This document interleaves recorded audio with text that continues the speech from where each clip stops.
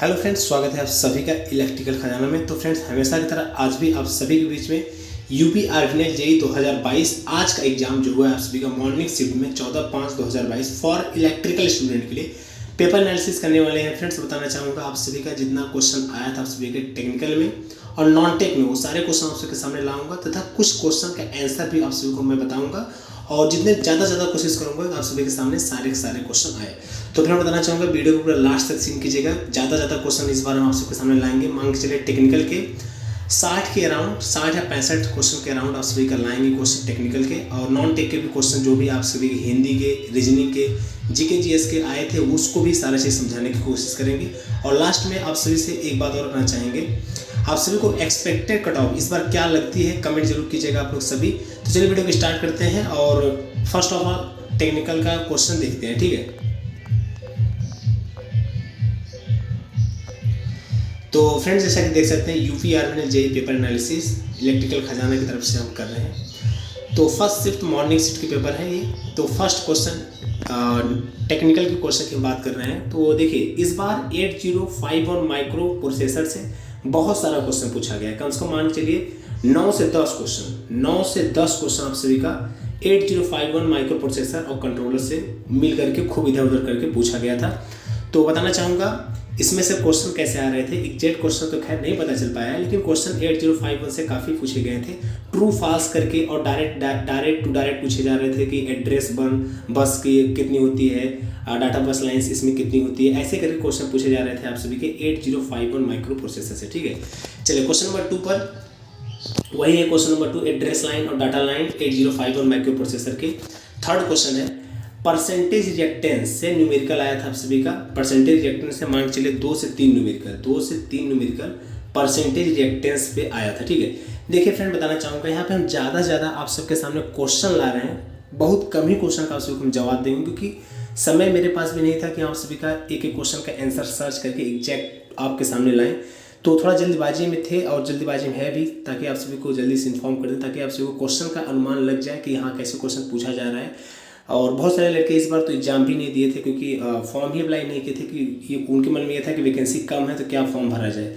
तो उन लड़कों के लिए खास कर वीडियो है, ताकि आप लोग जान पाए कि कैसा क्वेश्चन इस बार पूछा गया है। आप सभी को पैटर्न क्या लगता है, क्वेश्चन को देखिए पूरा लास्ट तक और बताइए कमेंट करके कि पेपर हार्ड पैटर्न बना है कि लो पैटर्न बना है, मीडियम है, कैसा है, ये कमेंट करके जरूर बताइएगा, ठीक है। तो क्वेश्चन नंबर 3 है आप सभी का परसेंटेज रिएक्टेंस में क्वेश्चन पूछा गया था। क्वेश्चन नंबर 4 है एससीआर में डीवी/डीटी ट्रिगरिंग क्या होता है, मतलब किस सर्किट के द्वारा हम एससीआर में डीवी/डीटी ट्रिगरिंग लगाते हैं।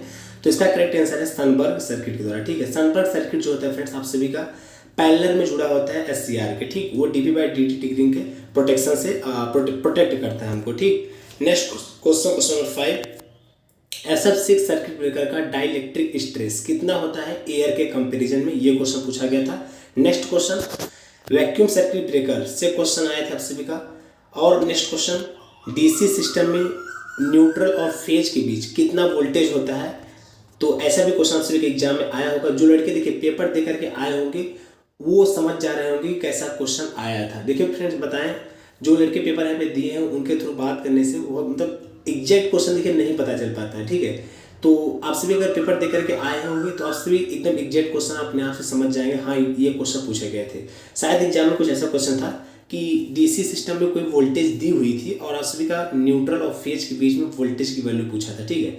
आगे देखिए ट्रिपल आरवी का unit restriking rate of rise voltage की यूनिट पूछा था, तो इसका यूनिट होगा वोल्ट पर सेकेंड, ठीक। Next question constant speed machine किसको कहते हैं, तो constant speed machine synchronous motor को कहते हैं, ठीक है। Next question maximum number of electron किस मटेरियल, मतलब 4 ऑप्शन थे और उसमें पूछा था कि मैक्सिमम नंबर ऑफ इलेक्ट्रॉन किस में है।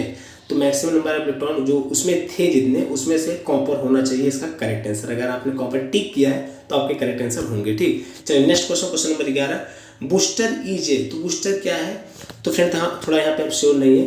बूस्टर आप सभी का डीसी जनरेटर में भी हो सकता है, थोड़ा इसको हम लेकर श्योर नहीं, तो आप लोग इसको थोड़ा सर्च कर लीजिएगा, ठीक है। चलिए नेक्स्ट लार्जेस्ट कैपेसिटर पूछा था। लार्जेस्ट कैपेसिटर क्या है, 4 ऑप्शन दिया था। देखिए थोड़ा क्वेश्चन इस पेपर में घुमाया था, मतलब सीधे कोई क्वेश्चन पूछ ही नहीं रहा था। तो इसका करेक्ट आंसर है माइका। नेक्स्ट क्वेश्चन इन 8051 में नंबर ऑफ पोर्ट्स और बीट की संख्या कितनी होती है। देखिए हम बोले थे कि 8051 से काफ़ी क्वेश्चन पूछा जा रहा है, तो इसमें नंबर ऑफ पोर्ट्स और नंबर ऑफ बीट्स की संख्या पूछा था।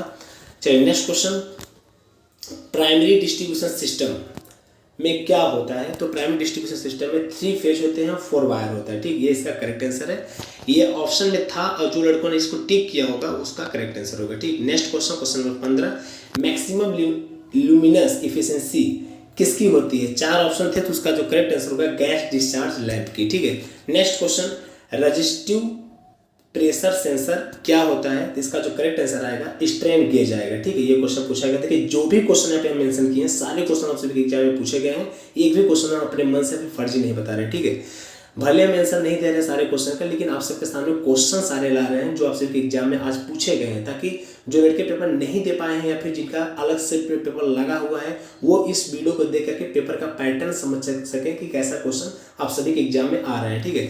आगे देखिए क्वेश्चन नंबर 17, लाइन कम्यूटेशन किसे कहते हैं, ऐसा क्वेश्चन पूछा गया था और एक सिंबल दिया था। ये देखिए एक सिंबल दिया था, तो इस सिंबल को क्या कहते हैं, तो इसका जो करेक्ट आंसर होना चाहिए था सिंगल पोल 3 वे स्विच, इसका करेक्ट आंसर है। Next question, question number 90, differential protection used in. तो डिफरेंशियल प्रोटेक्शन हम कहाँ यूज करते हैं, तो 100 MVA के ट्रांसफार्मर में हम डिफरेंशियल प्रोटेक्शन यूज करते हैं, ठीक। ये क्वेश्चन पूछा गया था। Question number 13, hydro power plant में एक्स्ट्रा वाटर जब हो जाता है डैम में तो उसको हम कैसे दूर करते हैं, ये क्वेश्चन पूछा गया था। तो इसका करेक्ट आंसर है स्पिलवे, ठीक है। स्पिलवे के थ्रू हम हाइड्रो पावर प्लांट में जब पानी की मात्रा बहुत ज़्यादा हो जाती है तो उसको हम दूर करते हैं, ठीक है। Next question, question number 14, current carrying capacity of cable, ऐसा क्वेश्चन पूछा गया था सभी के एग्जाम में, ठीक है। Next question, question number 20, common emitter amplifier में फाइंड करना था ऑपरेटिंग पॉइंट, आप सभी को कॉमन इमीटर एम्पलीफायर में ऑपरेटिंग पॉइंट फाइंड करने के लिए पूछा था। कुछ न्यूमेरिकल वैल्यू मेंशन थे क्वेश्चन में और आप सभी को ऑपरेटिंग पॉइंट की वैल्यू बताना था, ठीक। नेक्स्ट क्वेश्चन, स्टेप एंगल की वैल्यू बतानी थी और स्टेप एंगल उसमें क्वेश्चन में दिया क्या था, 3 फेज दिया था और 24 पोल्स दिया था और पूछा था कि आप सभी को स्टेप एंगल बताइए, ठीक।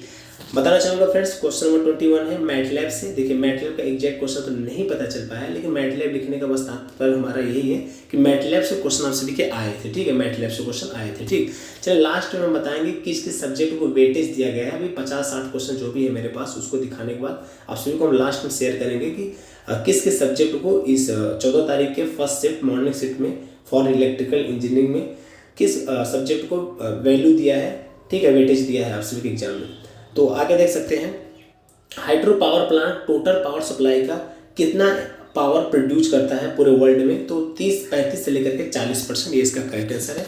एक क्वेश्चन आया था आप सभी का, बाइनरी नंबर सिस्टम था, इसका डेसिमल नंबर सिस्टम पूछा था। जब इसको आप सॉल्व करेंगे तो इसका करेक्ट आंसर निकल के आएगा 25-25, ठीक है, ये इसका करेक्ट आंसर है। नेक्स्ट क्वेश्चन 24, कैलकुलेट डिरेटिंग फैक्टर, आप सभी को डिरेटिंग फैक्टर बताना था, ये क्वेश्चन पूछा गया था।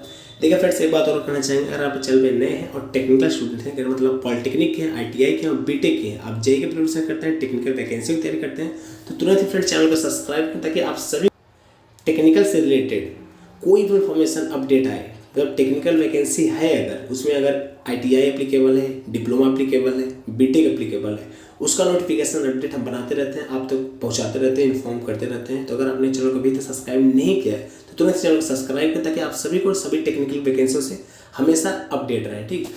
तो फ्रेंड चलिए क्वेश्चन नंबर 24, कैलकुलेट डिरेटिंग फैक्टर बता ही चुके हैं। क्वेश्चन नंबर 25 था, 2 टर्मिनल डिवाइस क्या होता है, तो डायक इसका करेक्ट आंसर था, ठीक। नेक्स्ट क्वेश्चन, 251 और 650 वोल्ट के वोल्टेज को हम किस श्रेणी में रखते हैं, तो लो वोल्टेज के श्रेणी में रखते हैं, ये इसका करेक्ट आंसर था। जो लड़के इसको मारे होंगे उनका करेक्ट होगा, ठीक है। Next question, common base configuration में हाईएस्ट मतलब हाईएस्ट पैरामीटर क्या होता है, तो कॉमन बेस कॉन्फ़िगरेशन जो हाईएस्ट पैरामीटर होता है वो होता है वोल्टेज गेन, ठीक है। नेक्स्ट क्वेश्चन, dV/dt ट्रिगरिंग, एक ऐसा क्वेश्चन आया था dV/dt ट्रिगरिंग से रिलेटेड, तो उसका जो करेक्ट आंसर होगा LASAR ट्रिगरिंग होगा, ठीक है। Next question number 29, electrolysis is based on principle, electrolysis जो होता है वो किस प्रिंसिपल पे बेस्ड होता है, तो इसका जो करेक्ट आंसर होगा फैराडेज लॉ पे बेस्ड होता है, ठीक है। नेक्स्ट क्वेश्चन, SCR के टर्मिनल कितने होते हैं, तो SCR में 3 टर्मिनल होते हैं, सभी जानते हैं, एनोड, कैथोड, गेट, ये इसका करेक्ट आंसर है, ठीक। बताना चाहूँगा फ्रेंड्स, आप सभी के फायरिंग एंगल से भी क्वेश्चन आए थे, तो फायरिंग एंगल का क्वेश्चन एग्जैक्ट तो नहीं खैर पता चल पाया, लेकिन शायद मे भी इसका आंसर 150 समथिंग ऐसे आ रहा था, 150, ठीक है। नेक्स्ट, आइडियल रेफ्रिजरेटर का क्वालिटी से संबंधित क्वेश्चन आया था, तो वो बताना था आप सभी को। देखिए आप सभी के पेपर में क्या होता है, डायरेक्ट कोई क्वेश्चन ही नहीं पूछता है, इसे घुमा के क्वेश्चन पूछता है कि कौन सा एडवांटेज है इसमें से। ज़्यादातर तो ऐसा रहता है कि कौन सा एडवांटेज नहीं है, क्वालिटी नहीं है, ऐसा करके, तो उसमें वो मतलब छाटने वाला टाइप का होता है, मतलब डायरेक्ट कोई चीज़ पूछता ही नहीं है। ये हर पेपर में देख रहे हैं, कॉमन हो चुका है। चलिए next question number 31, forward bias SCR में क्या होता है, तो सभी जंक्शन जो होते हैं फॉरवर्ड बायस SCR में वो फॉरवर्ड में रहते हैं, ठीक है। नेक्स्ट, CRO से क्वेश्चन पूछा गया था, और CRO में भी बताएं तो आप सभी के इलेक्ट्रॉन गन से क्वेश्चन पूछा गया था। मतलब ऐसा क्वेश्चन था कि इलेक्ट्रॉन गन का पार्ट नहीं है, मतलब बता रहे हैं ना, ऐसा ही क्वेश्चन पूछा है आप सभी के एग्जाम में। मतलब अब ऐसा यही देखिए क्वेश्चन CRO से क्वेश्चन पूछ रहा है इलेक्ट्रॉन गन से भी, उसमें से क्या कह रहा है कि इलेक्ट्रॉन गन से कौन सा पार्ट नहीं है, मतलब 3 पार्ट है और आपको एक पार्ट को चॉइस करना है जो उसमें नहीं पाया जाता। तो ये क्वेश्चन आप सभी के एग्जाम में पूछा गया था। चलिए next question number 33, lead acid battery से क्वेश्चन आया था। क्वेश्चन नंबर 34, वोल्टेज ड्रॉप की भरपाई हम किसके थ्रू करते हैं, तो बूस्टर जो होता है आप सभी का वोल्टेज ड्रॉप की भरपाई कर देता है, ठीक है। ये इसका करेक्ट आंसर है। देखिए संपन्न टेस्ट को और आप किस नाम से जानते हैं, ये क्वेश्चन सभी के एग्जाम में पूछा गया था, तो इसको बैक टू बैक के नाम से भी जानते हैं। चलिए नेक्स्ट क्वेश्चन, एक मेमोरी कैपेसिटी पे कोई न्यूमेरिकल आया था, तो उसका जो करेक्ट आंसर निकल के आएगा 32768, ये इसका करेक्ट आंसर निकल के आएगा। बाकी बूलियन एक्सप्रेशन को सॉल्व करना था, इस पे भी एक क्वेश्चन था, इसका जो करेक्ट आंसर निकल के आएगा x बराबर b प्लस AC आएगा, ये इसका करेक्ट आंसर है। चलिए नेक्स्ट क्वेश्चन नंबर 38, तो क्वेश्चन नंबर 38 क्या था कि अब थर्मल पावर प्लांट से था, तो उसमें कुछ ऐसा क्वेश्चन था कि जब आप सभी का कोल या फिर ईंधन वगैरह जलता है तो उसमें कितने % फ्लाई ऐश होते हैं और कितने % राख होते हैं, तो 80% फ्लाई ऐश होते हैं और 20% राख होते हैं, ये इसका करेक्ट आंसर है। क्वेश्चन नंबर 39, सिंबल दिया था, ये सिंबल दिया था और इस सिंबल को नाम बताना था, तो इसका सिंबल का नाम होगा XNOR, ठीक है, XNOR गेट है। बाकी नेक्स्ट क्वेश्चन आगे, क्वेश्चन नंबर 40, स्कॉट कनेक्शन था, उसमें स्कॉट कनेक्शन क्या करता है, स्कॉट कनेक्शन 3 फेज को 2 फेज में या फिर 2 फेज को 3 फेज में चेंज करने का काम करता है। आप सभी ट्रांसफार्मर के चैप्टर में जरूर इसको पढ़े होंगे, ठीक है। Next question number 41, symmetrical fault होगा तो क्या होगा, तो जब सिमेट्रिकल फॉल्ट होता है तो आप सभी का जो एंगल होता है वो इक्वल ही होता है, 120 डिग्री होता है, ठीक है। नेक्स्ट, ये इसका मतलब ऑप्शन में भी था, और जो देखिए जो आंसर हम लिखे हैं तो ऑप्शन में आपके था ही, तभी हम लिखे हैं, कोई फर्जी हम यहाँ पे नहीं लिख रहे हैं, ठीक है। तो 120 जो लड़के आप टिक किए होंगे उनका सही होगा। चलिए next, maximum efficiency in transformer when power factor, ऐसा क्वेश्चन आया था कि ट्रांसफार्मर का मैक्सिमम एफिशिएंसी कब होगा, जब पावर फैक्टर ट्रांसफार्मर कितना हो, तो ये क्वेश्चन था। और next question number 43, flag register क्या होते हैं, तो आप सभी का जो प्रोग्रामेबल स्टेटस होते हैं वो आप सभी के फ्लैग रजिस्टर को शो करते हैं, ये इसका करेक्ट आंसर था। लोड फैक्टर से क्वेश्चन आया था, VOM का फुल फॉर्म आया था, तो VOM का जो फुल फॉर्म होता है वोल्ट ओम मल्टीमीटर, इसका फुल फॉर्म होता है। नेक्स्ट क्वेश्चन नंबर 46, AC नहीं देता, तो मतलब बता रहे हैं ना, देखिए फिर घुमा के क्वेश्चन पूछा, मतलब घुमा करके तो खैर मान चलिए 15, 20, 25 क्वेश्चन पूछा होगा। तो देखिए ऐसा था कि 4 उपकरण दिए थे, उसमें से 3 उपकरण जो थे वो AC देते हैं, बाकी जो आप सभी का बैटरी होता है ये AC नहीं देता है, सभी जानते हैं ये DC देता है, ठीक। Question number next 47, PN device कौन होता है, ये क्वेश्चन पूछा गया था। नेक्स्ट क्वेश्चन देखिए, सारे क्वेश्चन तो खैर हमको मिल गए हैं, लेकिन थोड़ा हम जल्दीबाजी के चक्कर में आप सभी का आंसर ना हम सर्च किए हैं ना ज़्यादा सोचे हैं, आप सभी को हम क्वेश्चन दिखाना ज़्यादा जरूरी समझे हैं, क्योंकि लड़कों का पेपर लगा हुआ है तो उनको क्वेश्चन जानना और पेपर का पैटर्न जानना बहुत जरूरी है। बाकी जो लड़के पेपर नहीं भी दिए हैं उनको लिए भी मेन बात है कि वो क्वेश्चन जान लें, क्योंकि अगर आप क्वेश्चन जान लेते हैं तो अपने बुक से, अपने नेट से, क्रोम से आप स्वतः भी इस चीज़ को सर्च करके क्लियर कर सकते हैं, ठीक है। बस हमारा मेन प्रेफरेंस है आप सभी को इस पेपर के पैटर्न से वाकिफ कराना, ताकि आप सब जान पाए कि कैसा पेपर का पैटर्न चल रहा है और कैसा क्वेश्चन पूछा गया आप सभी के एग्जाम में, ठीक है।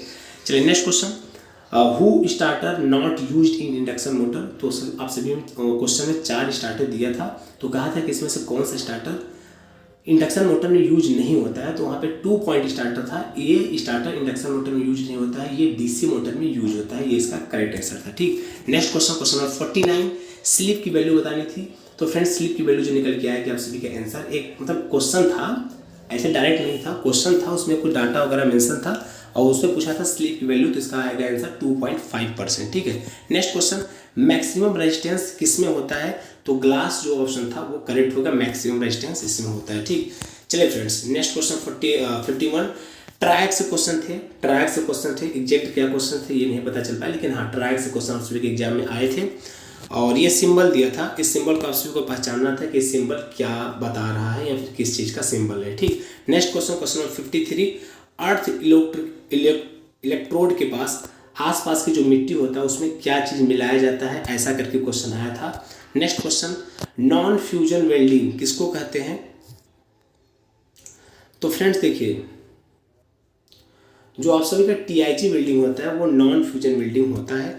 नेक्स्ट क्वेश्चन, एक क्वेश्चन था कि SGP का स्विच गियर प्रोटेक्शन का कौन कंपोनेंट इसमें से नहीं है, तो उसमें से जो 3 दिए थे वो SGP के अंतर्गत आते हैं, बाकी जो ऑटो ट्रांसफार्मर होता है ये SGP का कंपोनेंट नहीं होता है। ठीक है, तो चलिए फ्रेंड्स ये आप सभी के 55 मतलब 55 क्वेश्चन टेक्निकल के हो चुके हैं। हम ज़्यादा कोशिश किए आप सभी के सामने टेक्निकल क्वेश्चन लाने की, और चैनल को सब्सक्राइब कर लीजिएगा। अगर आपने अभी तक चैनल को सब्सक्राइब नहीं किया तो तुरंत चैनल को सब्सक्राइब कर लीजिएगा। अभी सेकंड शिफ्ट के भी पेपर का हम एनालिसिस करेंगे, उसका भी सारा क्वेश्चन आप सबके सामने लाएंगे। और चलिए अब देख लेते हैं, आप लोग थोड़ा देख लीजिए नॉन टेक में कैसा पैटर्न रहा। तो बताना चाहेंगे नॉन टेक में आप सभी के हिंदी, GK GS, रीजनिंग के क्वेश्चन पूछे गए थे। अगर हिंदी में बात करें तो हिंदी में देखिए यही टॉपिक से क्वेश्चन पूछे गए थे, विलोम शब्द से, पर्यायवाची से, प्रत्यय उपसर्ग से, लोकतियाँ से, मुहावरे से। और सबसे ज़्यादा अगर हम बात करें तो विलोम शब्द, पर्यायवाची और लोकतिया, मुहावरा, ये 4 टॉपिक आप सभी के हिंदी में सबसे ज़्यादा थे। तो कहने मतलब हिंदी बहुत अच्छा पूछा गया था। ठीक है, GK GS की बात करें तो GK GS में सब मध्य मतलब मध्य और प्राचीन GK GS पूछ रहा था। देखा जाए करंट का वेटेज इसमें बहुत कम था, करंट अफेयर्स का। अब बात कर लेते हैं हम रीजनिंग की। तो रीजनिंग में देखिए फ्रेंड्स क्या था, आप सभी के फिगर से संबंधित क्वेश्चन थे, कुछ नंबर सिस्टम से, जैसे कि कोई आप सभी का इंग्लिश मीनिंग दे देता है कि डॉग का मतलब 13, तो कैट का मतलब क्या, ऐसा करके, और अल्फ़ाबेट से संबंधित क्वेश्चन थे। कुल मिलाकर के रीजनिंग से भी जो क्वेश्चन थे बहुत ही बढ़िया पैटर्न था रीजनिंग का, और हिंदी का भी। थोड़ा GK GS का पैटर्न सही नहीं था, बाकी हिंदी और रीजनिंग का पैटर्न बहुत बेस्ट था। और देखा जाए आप सभी का टेक्निकल के क्वेश्चन वो भी ठीक ठाक क्वेश्चन पूछे गए हैं। मुझे पर्सनली ऐसा लगता है कि क्वेश्चन ना तो सरल थे और ना बहुत हार्ड थे, मीडियम थे आप सभी का पेपर पैटर्न। और बात कर लें आप सभी का सब्जेक्ट, मतलब कि किस सब्जेक्ट को वेटेज दिया गया है टेक्निकल में, तो मुझे ऐसा पर्सनली लगता है कि आप सभी के SGP को और पावर सिस्टम्स को और मशीन को और यूटिलाइजेशन, ट्रैक्शन, और मतलब इन सब्जेक्ट को ज़्यादा वेटेज दिया गया है नॉर्मली। ठीक है, तो आपको क्या लगता है कि पेपर का पैटर्न कैसा रहा इन क्वेश्चन को देख करके। बाकी आप एग्जाम खुद अगर दिए हो तो भी कमेंट करिएगा कि पेपर का पैटर्न कैसा रहा, आप सभी को कैसा लगा, पेपर हार्ड था, इजी था, मीडियम था, और कितना इसका कट ऑफ बन सकता है एक्सपेक्टेड, इस चीज़ को भी कमेंट करिएगा फ्रेंड्स जरूर। तो चलिए फ्रेंड्स, उम्मीद करते हैं इस वीडियो को देख करके आप सभी को थोड़ा हेल्प मिला होगा। तो ठीक है फ्रेंड्स, वीडियो को भी एंड करते हैं। तो बाकी अगर चैनल सब्सक्राइब नहीं किए हैं तुरंत चैनल सब्सक्राइब कर लीजिएगा, ताकि शाम के पेपर का हम एनालिसिस करेंगे वो भी आप तक पहुंच जाए। तो ठीक है फ्रेंड्स, वीडियो को एंड करते हैं। Thanks for watching this video, see you soon next time.